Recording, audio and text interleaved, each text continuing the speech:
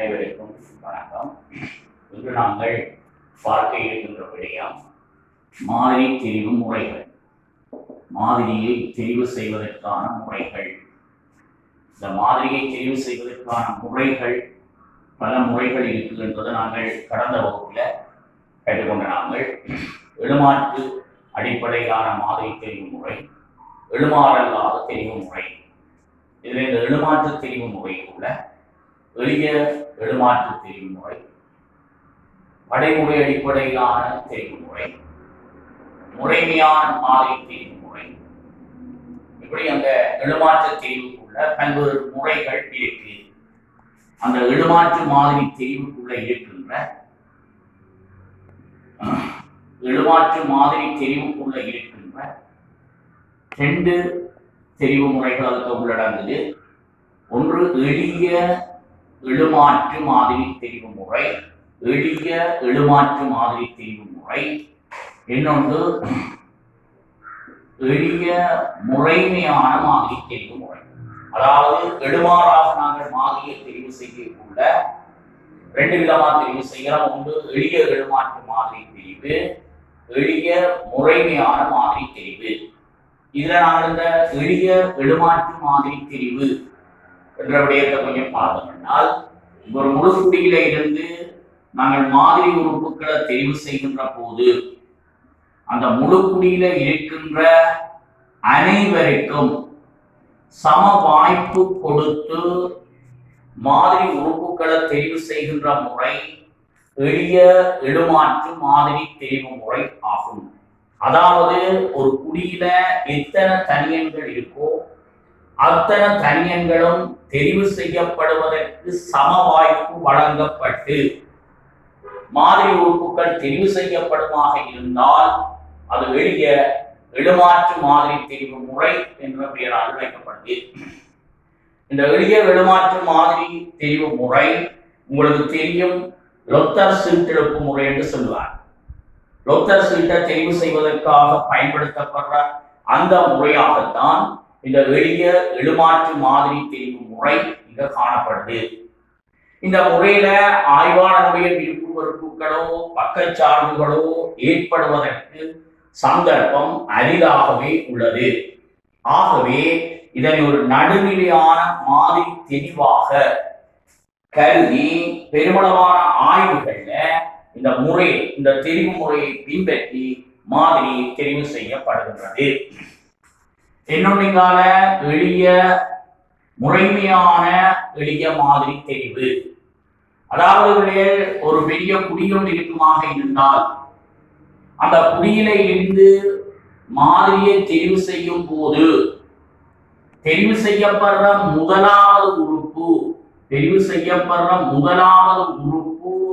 எழுமாறாக தெரிவு செய்யப்பட்டு ஏனைய உறுப்புகள் ஒரு தொடர் ஒழுங்குக்கேற்ப தெரிவு செய்யப்பட்டால் அந்த மாதிரி தெரிவை முறைமையான எழுமாற்று தெரிவு என்று சொல்லுவார். இப்ப உதாரணம் ஒன்றை எடுத்து பார்த்தோம்னால், இப்ப 100 பேர் கொண்ட ஒரு குடி இருக்கு. ஒரு குடியில 100 பேர் இருக்கிறார்கள். இவையில இருந்து நாங்கள் ஒரு 10 பேரை மாதிரியாக தெரிவு செய்ய வேணும். இப்ப என்ன செய்வார் ஆய்வாளர் என்றால், இந்த குடியில இருக்கிற 100 பேர் தொடர்பாகவும் ஒரு பட்டியல் ஒன்று தயாரிப்பார். அப்படியே 100 வரைக்கும் அவையில பட்டியல் ஒன்று தயாரிக்கப்படும். அந்த பட்டியல்ல முதல் 10 பேருக்குள்ள ஒருவர் எழுமாறாக தெரிவு செய்யப்படுவார். அதாவது முதல் 10, அந்த பட்டியலில் இருக்கிற முதல் 10 பேர் பேரை நாங்கள் எழுதி அதை ஒரு குலுக்கல் முறையில ஒரு சுருளை எடுத்து நாங்கள் ஒரு வரை எடுப்போம். இப்ப எடுக்கப்பட்ட அந்த நபர் பட்டியலில் 5வது ஆளாக இருந்தால் தொடர்ந்து அடுத்த 15வது ஆள், 25வது ஆள், 35வது ஆள் என்று சொல்லி அந்த தொடர் ஒழுங்கில ஏனையவர்களை நாங்கள் தெரிவு செய்கின்ற ஒரு முறைதான் இந்த முறைமையான எழுமாற்று தெரிவு. அப்ப முதலாவது உறுப்பு இங்கு எழுமாறாக தெரிவு செய்யப்படுது. ஏனைய உறுப்புகள் ஒரு முறைமை ஒழுங்கில தெரிவு செய்யப்படுவதனை காணக்கூடியதாக உள்ளது. அளவு பெரிய குடிகளை ஆய்வு செய்யக்குள்ள முதலாவது உறுப்பை எழுமாறாகவும் அதற்கேற்ப தொடர் ஒழுங்கில ஏனைய உறுப்புகளை தெரிவு செய்கின்ற இந்த முறை பின்பற்றப்படுகின்றது. ஆகவே இடமாற்று மாதிரி தெரிவுக்குள்ள எளிய இடமாற்று மாதிரி தெரிவு, முறைமையான இடமாற்று மாதிரி தெரிவு என்கின்ற இரண்டு முறைகள் பின்பற்றப்படுவதனை அவதானிக்க முடிகின்றது. இதற்கு அடுத்ததாக இடமாற்று மாதிரி தெரிவுக்கு அடுத்ததாக பிரபலியமான ஒரு மாதிரி தெரிவு முறை படைமுறை மாதிரி தெரிவு. இது முக்கியமான விஷயம். இந்த படைமுறை மாதிரி தெரிவு ஒரு தொடர்புபடுத்தி அதிகம் வினாக்கள் இடம்பெறுவதையும் நாங்கள் அவதானிக்கலாம். சரி, இப்ப நாங்கள் இந்த படைமுறை மாதிரி தெரிவு என்றால் என்ன, அது எப்படி செய்யப்படுது என்றதை பற்றி கொஞ்சம் பார்ப்போம். நாங்கள் படிக்கக்குள்ள குடி என்ற ஒரு எண்ணக்கரை இதுக்கு முதல் வகுப்புகள்ல கண்டிருக்கிறோம். இந்த குடியில ஏகவிதமான குடி, பல்லினமான குடி என்று இரண்டு விதமான குடிகள் இருக்கு. குறிப்பா இந்த பல்லினமான குடிகள்ல இருந்து மாதிரியை தெரிவு செய்வதற்கு பயன்படுத்தப்படுகின்ற ஒரு சிறந்த தெரிவு முறைதான் படைமுறை மாதிரி தெரிவு. இது அடுக்கமைவான மாதிரி அப்படின்னு சொல்லுவார்கள். இந்த பல்லின குடிகள், அதாவது ஒரு குடி இருக்குது, அந்த குடியுக்குள்ள வேறுபட்ட பல இனங்கள் அல்லது இயல்பு கொண்டவர்கள் இருக்கின்றார்கள். உதாரணம், சிங்களவர்கள் இருக்கின்றார்கள், தமிழினத்தவர்கள் இருக்கின்றார்கள், முஸ்லிம் இனத்தவர்கள் இருக்கின்றார்கள், பரங்கியர்கள் இருக்கின்றார்கள். இப்ப இலங்கையரிட குடியை நாங்கள் எடுத்தால் இப்படி ஒவ்வொரு இனத்தவர்கள் அங்கே இருப்பார்கள். அதனைத்தான் நாங்கள் பல்லினமான குடி என்று பார்த்திருக்கிறோம். இப்ப இந்த பல இனங்கள் அல்லது பல இயல்புகள் அங்கே இருக்கே கூட இந்த படைமுறை மாதிரி தெரிவி ஆய்வாளர் பயன்படுத்துவார். எப்படி பயன்படுத்துவார் என்றால், முதல்ல குடியில இருக்கின்ற அந்த வேறுபட்ட இனங்களை ஒரு படையாக உருவாக்கி கொள்வார். அதாவது அங்க என்னென்ன இனங்கள் இருக்கு, சிங்கள இனம், அதில் எத்தனை பேர் இருக்கிறார்கள், அடுத்த இனம் தமிழ், அதில் எத்தனை பேர் இருக்கிறார்கள், முஸ்லிம்கள், அதில் எத்தனை பேர் இருக்கிறார்கள், பரங்கியர்கள், இப்படி ஒரு படை ஒன்றை அமைப்பார். அதாவது அந்த குடிக்குள்ள இருக்கிற அந்த இனங்களையோ அல்லது இயல்புகளையோ அடிப்படையாக கொண்டு ஒரு படை ஒன்றை அமைத்து ஒரு அடுக்கமைப்பு ஒன்றை உருவாக்கி அதன் பின்னர் ஒவ்வொரு அந்த இனத்துக்குள்ள இருந்தும் எழுமாறாக உறுப்புகளை தெரிவு செய்து மாதிரியை உருவாக்குதல் தான் படைமுறை மாதிரி தெரிவு. மிக கவனமாக அவதானிக்க வேண்டிய விடயங்கள், அந்த குடிக்குள்ள இருக்கின்ற இனங்களையோ அல்லது இயல்புகளையோ படையாக மாற்றி ஒவ்வொரு என்னென்ன இனங்கள் இருக்கின்றதை சரியாக இனங்கண்டு அதில் எத்தனை அங்கத்தவர்கள் இருக்கிறார்கள் என்பதை இனங்கண்டு அதுக்கு பிறகு ஒவ்வொரு இனத்துக்கு இருந்தும் ஒரு இனத்தையும் தவற விடாமல், ஒரு இயல்பு கொண்ட அந்த பிரிவினரை கூட தவற விடாமல் அத்தனை பிரிவினர்களை இருந்து மாதிரி உறுப்புகளை எடுத்தல்தான் படைமுறை மாதிரி தெரிவு என்று சொல்லப்படுது. இப்ப நாங்கள் ஒரு உதாரணத்துக்கு எடுத்து பார்ப்போமே. இப்ப இலங்கையர்களுக்குள்ள 1000 பேர், இலங்கையர்களுக்குள்ள சிங்களவர்கள் என்ற இனத்திலே 1000 பேர் இருக்கிறார்கள், தமிழினத்தவர்களே 500 பேர் இருக்கிறார்கள், முஸ்லீம்கள்ல 300 பேர் இருக்கிறார்கள், பரங்கியர்களுக்குள்ள ஒரு 100 பேர் இருக்கிறார்கள் என்று எடுப்போம். அப்ப இங்க நாங்கள் படையை உருவாக்கியுள்ள சிங்களவர்கள் 1000 பேர், தமிழர் 500 பேர், முஸ்லீம்கள் 300 பேர், பரங்கியர்கள் 100 பேர். இப்ப இந்த குடியில இருந்து நாங்கள் 10 வீதமானவர்களை மாதிரியாக எடுக்க வேணும். சரி, இந்த படைமுறை மாதிரி நாங்கள் எப்படி பிரிவுவிக்கலாம் அதை பற்றி கொஞ்சம் பார்த்தோம் என்றால், இப்ப 10 வீதமானவர்கள், அதாவது 100க்கு 10 பேரை தெரிவு செய்யணும். சிங்கள இனத்திலே எத்தனை பேர் இருக்கிறார்கள், 1000 பேர் இருக்கிறார்கள், ஆகவே தர 1000. அப்ப 100க்கு 10 நாள் தர சிங்கள இனத்தில 1000 பேருக்கு எத்தனை பேர் எடுக்க வேண்டும். அதை நீங்கள் சுருங்கினீர்களாக இருந்தால் உங்களுக்கு 100 பேரை தெரிவு செய்ய வேண்டும் என்று வரும். அப்ப சிங்கள இனத்திலிருந்து எழுமாறாக 100 பேரை எடுப்பீர்கள். அடுத்ததாக தமிழினத்துக்கு போவீங்கள். 10 வீதம் என்றால் 100க்கு 10 வீதம் என்றால் தர தமிழினத்தில 500 பேர் இருக்கிறார்கள். அப்ப நீங்கள் அந்த வீதத்தை நீங்கள் அங்க பாக்கியுள்ள 50 பேரை நீங்கள் மாதிரியாக, தமிழினத்தில் இருந்து 50 பேரை மாதிரியாக தெரிவு செய்ய வேண்டும். அதே மாதிரி நீங்கள் இந்த ரேஷியோவில முஸ்லிம்களுக்கு 30 பேரையும் பரங்கியர்களுக்கு 10 பேரையும் நீங்கள் தெரிவு செய்வீர்களாக இருந்தால் உங்களுக்கு ஒரு படைமுறை மாதிரி அமையும். அப்ப இவ்வாறாக அந்த இனங்களை அடையாக்கி மாதிரிக்கு ஒவ்வொரு இனத்தின் எண்ணிக்கை வீதத்திற்கேற்ப மாதிரி உறுப்புகளை குறிப்பாக ஒவ்வொரு இனத்தில் இருந்தும் எழுமாறாக தெரிவு செய்ய வேண்டும். அவ்வாறு தெரிவு செய்து உருவாக்கப்படுகின்ற மாதிரி தான் படைமுறை மாதிரி அல்லது அடுக்கு அமைப்பான மாதிரி அல்லது இன்னொரு பேர் சொல்வார்கள் வகையீட்டு மாதிரி. இந்த மாதிரி தெரிவின்ற ஒரு சிறப்பம்சம் என்னவென்றால் இந்த குடியில இருக்கின்ற எல்லா இயல்பு கொண்டவர்களும் கருத்தில் கொள்ளப்படுவார்கள். அப்படி கருத்தில் கொள்ளப்பட்டு அந்த மாதிரி உறுப்புகள் தெரிவு செய்யப்படுவதை நாங்கள் அவதானிக்கக்கூடியதாக இருக்கின்றது. இப்ப நாங்கள் இன்னொரு விதமாக எடுக்கக்குள்ள இன்னொரு ஆய்வுல நாங்கள் ஒரு குடி எடுத்திருக்கிறோம்.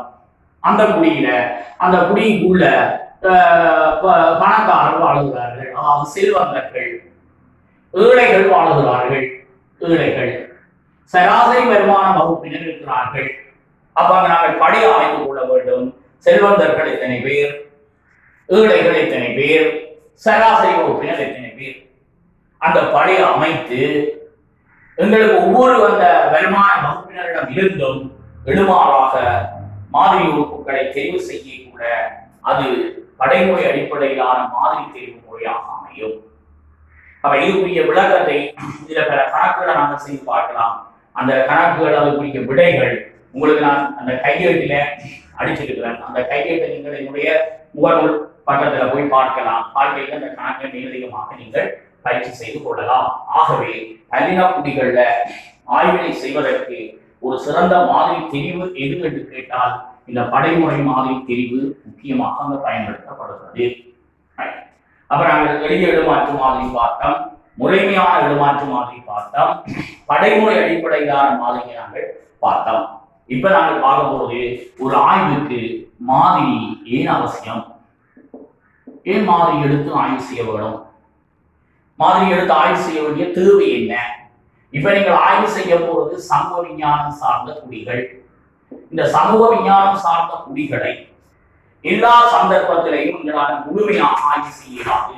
குறிப்பாக அந்த குடி பரந்த பெருந்தொகையான அங்கத்தவங்களை கொண்ட குடியாக இருந்தால் அங்கே இருக்கிற முழு அங்கத்தவங்களை நாங்கள் தனித்தனியாக ஆய்வு செய்தல் என்பது பொருந்தாது. அந்த இடத்துல நாங்கள் அந்த குடியை இலகுவாக விரைவாக ஆய்வு செய்வதற்கு அந்த குடியில இருந்து ஒரு மாதிரியை தேர்வு செய்து பயன்படுத்த வேண்டியது அவசியமானதாக காணப்படுகின்றது. குறிப்பாக ஒரு நாட்டில் நடக்க போற தேர்தல் தொடர்பான கருத்து கணிப்புகளை நாங்கள் செய்யக்கூட அந்த நாட்டு மக்கள் முழு பேரையும் ஆய்வு செய்தல் என்பது பொருந்தாது. அது காலதாமதம், செலவீனம் அப்படியான பிரச்சனைகள் பலவற்றை ஊக்குவிக்கும். அப்படியான சந்தர்ப்பத்துல நாங்கள் அந்த நாட்டிலே இருக்கிற சில மக்களை மாதிரியாக எடுத்து அவர்களுக்கு இருந்து அந்த அபிப்பிராயங்களை பெற்று நாங்கள் அந்த குடி தொடர்பான அபிப்பிராய முடிவுக்கு வருவதற்கு இந்த மாதிரி அவசியமானதாக காணப்படுகின்றது. அடுத்தது ஆய்வுத்துறையில குடிகள் அந்த குடிக்குள்ளே அங்கத்துவம் சில நேரம் நிச்சயமற்றதாக, அதாவது அந்த குடிக்குள்ள இவ்வளவு அங்கத்துவம் தான் இருக்கு என்றது வரையறுக்க முடியாத ஒரு விடயமாக இருக்கலாம். அதாவது குடியினுடைய அங்கத்துவ எண்ணிக்கை வரையறுக்கப்படாததாக இருக்கலாம். அப்படியான ஒரு சந்தர்ப்பத்துல குடியை நாங்கள் முழுமையாக ஆய்வு செய்கிறது என்பது பொருந்துவதில்லை. அந்த இடத்துல நாங்கள் குடியில இருந்து ஒரு மாதிரி எடுத்து அந்த மாதிரியை பயன்படுத்தி ஆய்வு செய்ய வேண்டிய ஒரு தேவை எங்களுக்கு ஏற்படுது. உதாரணத்துக்காக வானில் உள்ள நட்சத்திரங்கள், அந்த நட்சத்திரங்களை பற்றி நாங்கள் ஒரு ஆராய்ச்சி செய்ய வேண்டும் என்றால் நட்சத்திரங்கள் எத்தனை என்பதற்கு ஒரு வரையறை கிடையாது. அதை இலகுவாக வரையறுத்து விட முடியாது. ஆகவே ஒரு மாதிரியை நாங்கள் பயன்படுத்தி தான் ஆய்வு செய்யப்படும். கடலில் உள்ள மீன்கள், கடலில் இருக்கிற மீன்களை பற்றி நாங்கள் ஒரு ஆய்வு மீன் இருக்க முடியாது ஆய்வு வந்து செய்ய போறோம். கடலுக்குள்ள எத்தனை மீன் இருக்குன்னு தெரியுமா? அவங்க குடியிருப்பு எண்ணிக்கை வந்து நிச்சயமற்றதாக இருக்கிறது. இந்த இடத்துல நாங்கள் கட்டாயம் மாதிரியை தெரிவு செய்ய வேண்டிய ஒரு தேவை இருக்கிறது. ஆகவே மாதிரி ஏன் அவசியம் என்று கேட்டால், ஒன்று பரந்த குடிகளை ஆய்வு செய்வதற்கு மதிப்பீடு செய்வதற்கு மாதிரி அவசியம். இரண்டாவதாக ஆய்வுத்துறை இல்லை, ஆய்வுத்துறையினுடைய அந்த குடியினுடைய இல்லை நிச்சயமற்றதாக இருக்கின்ற போதும் நாங்கள் ஆய்வை நிகழ்த்துவதற்கு மாதிரி என்பது அவசியமான ஒன்றாக காணப்படுகின்றது. அடுத்ததாக நாங்கள் பார்க்க இருக்கின்ற விடயம், இந்த சமூக விஞ்ஞான ஆய்வுகளை சமூக விஞ்ஞான ஆய்வுகளை மேற்கொள்வதில் கூட இந்த மாதிரி எழுத்தல் என்பது மிக முக்கியம் என்று உங்களுக்கு சொல்லியிருக்கிறேன். இந்த மாதிரி எழுத்தலினுடைய பயன்பாடு சமூக விஞ்ஞானத்தில் இந்த மாதிரிகள் எந்த அடிப்படையில பயன்படுகின்றது? நான் உங்களுக்கு ஏற்கனவே சொல்லியிருக்கிறேன், சமூக விஞ்ஞானத்தில் இருக்கிற குடிகளை எல்லா சந்தர்ப்பங்களையும் முழுமையாக ஆய்வு செய்தல் என்பது பொருந்துவதில்லை. அப்படியான ஒரு சந்தர்ப்பத்தில் அந்த குடியை, அந்த பிறந்த குடியை நாங்கள் ஆய்வு செய்வதற்கு மாதிரி பயன்படுத்துவது என்றபடியால அங்க மாதிரி ஒரு பயன்பாடு மிக்க ஆய்வு முறையாக அமைத்து வருகின்றது.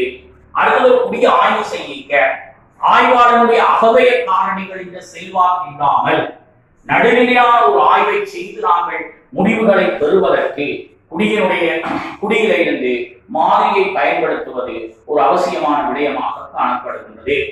அடுத்தது ஒரு குடியை முழுமையாக ஆய்வு செய்யும் கூட ஆய்வாளருடைய வேலை சுமை அதிகமாக இருக்கும். அந்த இடத்துல அந்த குடியில இருந்து ஒரு செம்மையான மாதிரி எடுத்து ஆய்வு செய்யும் போது ஆய்வாளருடைய வேலை சுமை குறைவடைகின்ற ஒரு நிலையை நாங்கள் காணக்கூடியதாக உள்ளது.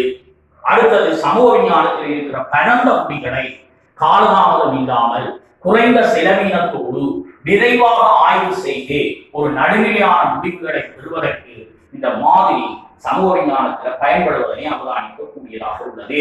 ஒப்பீடுகளை மேற்கொள்வதற்கு சமூக விஞ்ஞானத்தில் இருக்கிற பரந்த குடிகளை நாங்கள் முழுமையாக குடியாக அப்படியே வைத்துக் கொண்டு கூட முடியாது.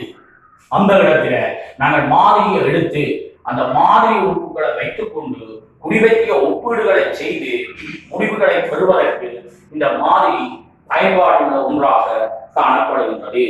அடுத்ததாக சமூக தோற்றப்பாடுகள் தொடர்பான பொதுமையாக்கமான முடிவுகளை விதிகளை உருவாக்கி கொள்வதற்கும் இந்த மாதிரி பயன்படுகின்றது. ஆகவே சமூக விஞ்ஞானத்தை பொறுத்தளவில் மாதிரியினுடைய பயன்பாடு என்பது மிகவும் முக்கியமான ஒன்றாக காணப்படுகின்றது.